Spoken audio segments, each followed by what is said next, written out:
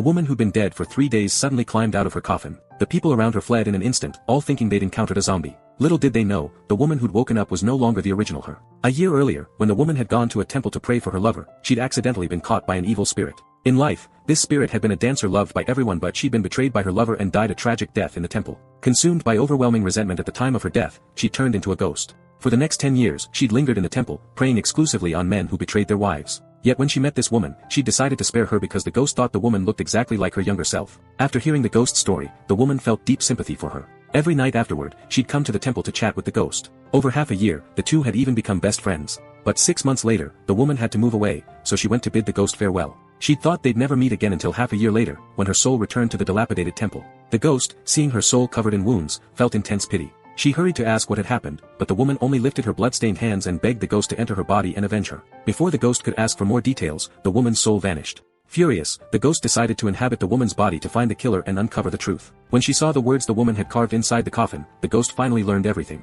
After the woman had moved, her stepsister had seized all the family's property. She'd even bribed a beggar to break into the woman's room, then brought their parents to catch her in the act. Her enraged father, believing she'd been unchaste, tortured her and locked her in a coffin.